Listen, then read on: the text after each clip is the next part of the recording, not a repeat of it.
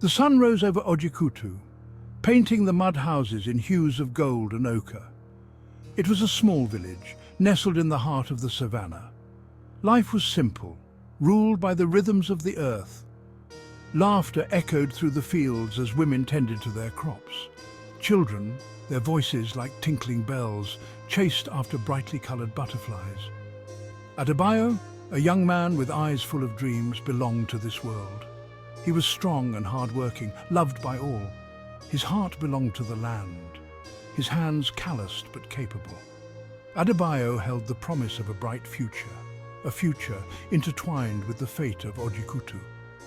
The villagers were bound by a shared history, their lives woven together like the strands of a raffia mat. They celebrated together, mourned together, and supported each other in times of need. Their existence was humble, but their spirits were rich with the warmth of community.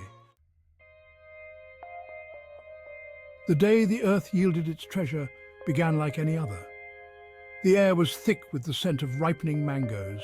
Adebayo, whistling a cheerful tune, went to his family's yam field. He intended to unearth the season's first harvest, a ritual passed down through generations. As his hoe struck the earth, he felt an unusual resistance. Brushing away the soil, he uncovered something extraordinary. It was a yam, but unlike any he had ever seen. It gleamed with an otherworldly light, its surface smooth and flawless. Word spread through Ojikutu like wildfire. The villagers gathered around the field, their eyes wide with awe and disbelief. A golden yam!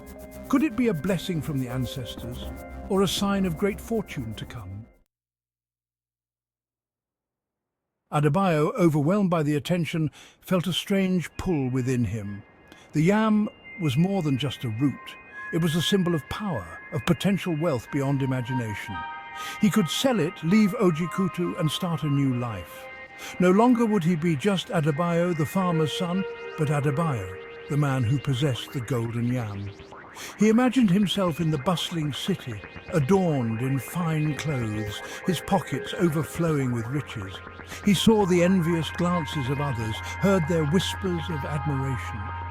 He imagined a life free from the harsh realities of village life, a life of comfort and ease. But as quickly as these thoughts came, they were replaced by a wave of guilt.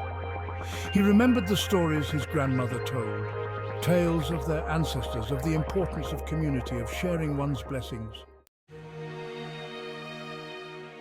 The struggle within Adebayo raged for days. The golden yam, hidden in his hut, seemed to pulse with a life of its own, whispering promises of a different future. He found it difficult to sleep, his mind caught between the allure of personal gain and the weight of his responsibility to Ojikutu. One evening, driven by a force he couldn't quite understand, Adebayo made a decision. He built a fire in his hut, a fire fueled by his conflicting emotions. He carefully peeled the golden yam, his heart pounding in his chest. The aroma, rich and earthy, filled his senses, further fueling his desire. He ate the yam alone, savouring each bite, yet each mouthful was tinged with a growing sense of unease. As he swallowed the last morsel, a wave of nausea washed over him. It was as if he hadn't just eaten a yam, but swallowed his conscience.